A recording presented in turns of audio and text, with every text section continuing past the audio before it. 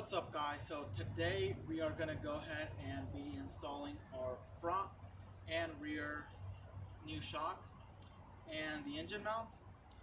The shocks have been leaking for a while, and it's something I've been wanting to do, but thought about upgrading coilovers, and that was just a lot more expensive. And for dailying the car, I just didn't see the value in it, and I went ahead and bought new engine mounts as well.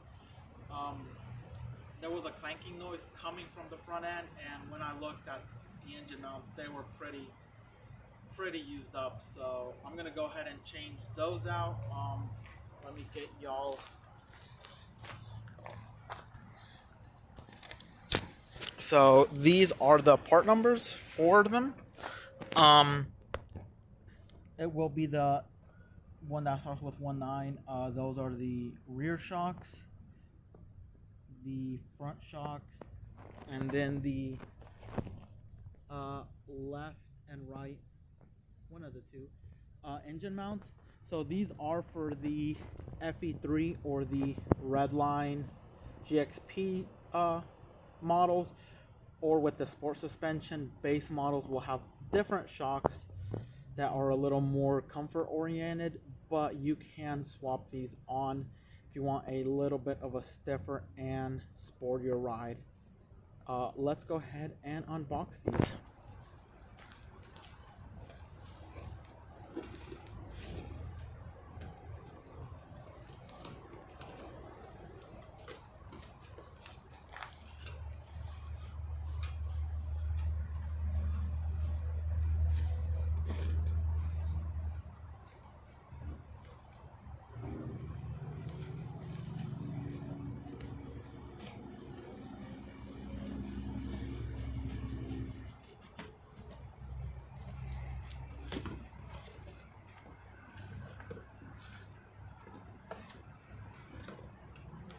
So this is what they look like.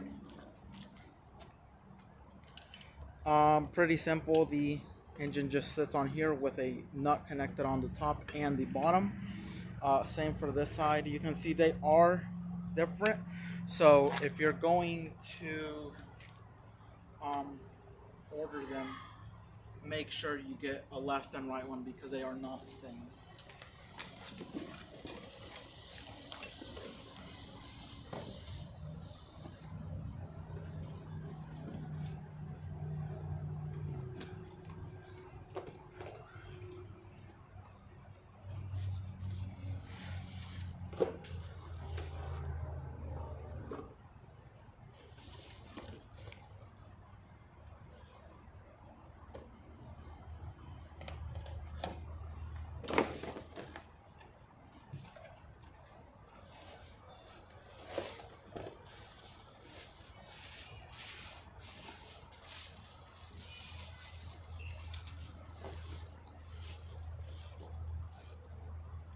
So this is what the new rear ones will look like, and we are gonna have to swap in the spring over because unfortunately that part is discontinued, so you can only buy this as a shock itself, and you will have to swap in the spring and everything else. That is the rear one.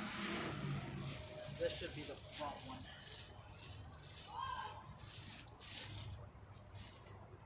Yep, that's how it is. So let's get to installing these.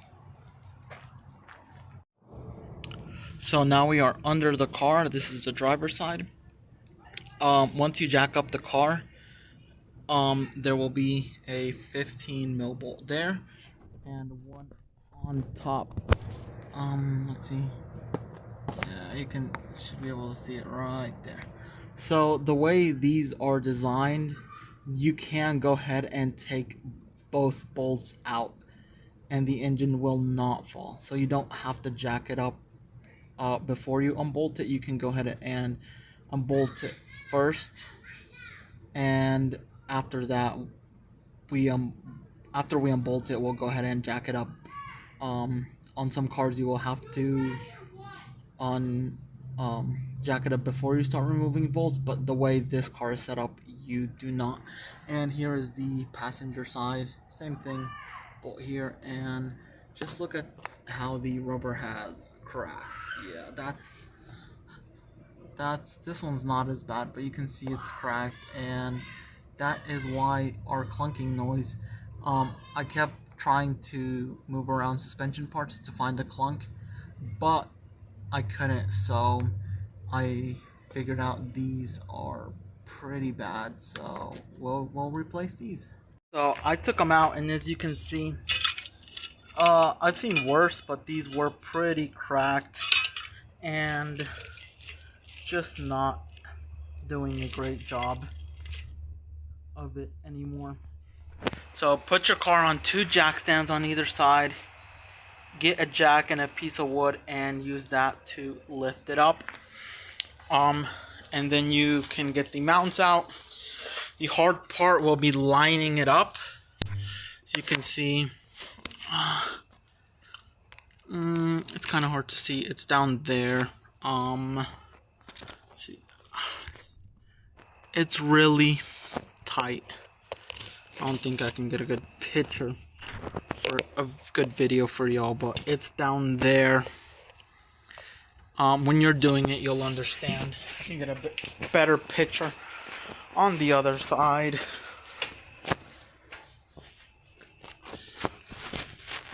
Y'all can see that right there. So it will be easier if you can line it up and have someone lowered the engine down.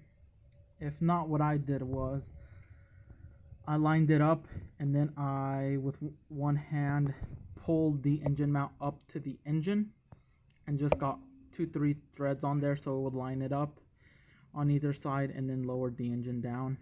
And that's how I got them lined up. If you're doing this by yourself, if you have someone helping you, it's easier, but it can still be done by yourself. And yeah, I unbolted the cowl so I could lift the engine up more, give myself more clearance. But yeah, that's it. So now we will bolt these down, torque them to spec, and then we will get started on replacing these shocks. So now I'm gonna go ahead and change the front shocks. So I went ahead and removed the 2 front wheels, and that is our shock.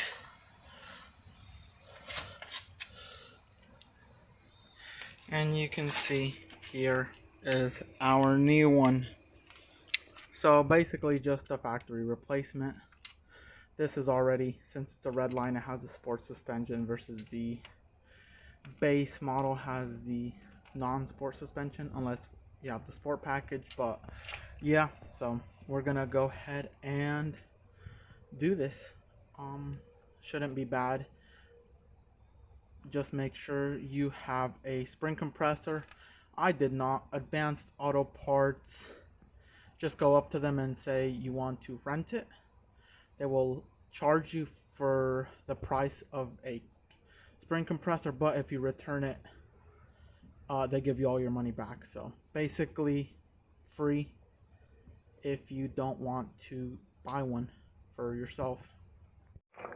So here, the first thing we did was we unclipped the ABS sensor, and then we took off this ball joint that had a 18 mil nut on it like this,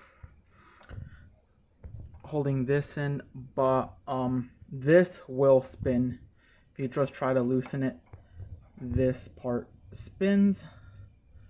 So you will need a it's a size 5 in Allen key, and this just goes up in here like that, and then you will take an 18 mil wrench and turn the nut off. That's how you get that off. This will drop down. Be sure to hold it just so it doesn't drop down too much. The brake line will still be connected, and you don't want to break that off. And I believe there will be a nut there, and then up there, and I think there is one more. I think there's 3 in total. Yeah, one right there. That's 2, 3. That will need to come off. And then after that, the 2 bolts holding that should just come out. So let's do that. Now we got the shock out. So yeah, these 2 they are 13 mil bolts. They are also double-sided, so you will have to hold one end. If not, they will just spin. There was actually just 2 on top, not 3, and they are both 15 mil bolts. And now we will use a spring compressor to take the spring off and put it on the new shock. So now we'll use the spring compressors and put them to use, and then you'll know when it wiggles up and down that it's loose enough. Then on the top will be a nut. It will be a 15 mil, but if you try to loosen it, it will just spin. You will again have to get a 5 mil Allen socket in the middle, hold it, and then use a 15 mil wrench to take it off. And then now we'll go ahead and swap the spring and everything else onto the new shock. I put everything back. I didn't get to film it because my phone died last night. This is the next morning. But yeah, the way you put it in is just go in through here, and you line up the 2 bolts on the top first, put it in, put the 2 bolts in, not all the way tight, but just put them in. Then you put in the 2 bottom bolts, and again, I didn't put them all the way tight, I just slipped them in. And then after that, you can bring this down, and then after that, you can go ahead and reconnect your line, and that's it. After that, just torque everything down to spec, and then you're done. But yeah, I mean, that's how it is. And I gave all the old, like the rubber inside and everything, and the old spring a little wipe down with the simple green, and that's why it looks all brand new, just so it looks good. Not that anyone's really gonna see it, but I know it'll look good in there, and that way I know it looks like a new shock and spring set. I have now finished doing both the fronts, and yeah, the fronts aren't bad. We'll see how the backs are, but I went ahead and cleaned the fender liner a bit, and then threw some of this last coat trim restorer just to give it. They were pretty faded. I don't think they'll stay this black for very long, but as long as they're a little cleaner than before, it's not bad. They are looking like really nice, along with the the shock and spring that I cleaned up before I put in there. It looks really nice. For having 100,000 miles daily driven car, this looks pretty good, I would say. But let's put the wheels back on the front, and let's get started on the rears. So here we are at the rears. Right away I can tell they're kind of similar to the fronts. Gonna have 2 15 mils up here, the 2 13 mils on one side, and it's kind of hard to see, but there's one another 13 on the other side. It's gonna be this upper control arm, most likely an 18. Have to move up. As you can see, these were really bad. The back ones were the ones that you could feel over bumps. It was crashing really hard. So let's get these removed. So now I'm putting this side back together, and it was almost the same as the front, except you had one extra step. So again, I disconnected this from here just so it wouldn't get in the way. You have to loosen up again the upper control arm. There's two 15 mil nuts holding that in, and then two 13s down there to loosen it. And then the only extra step is you have to unbolt this to bring it down enough. But besides that, it's pretty much as much basically the same as the front. Basically two bolts here, two here, and then this one and this one. So 6 in total.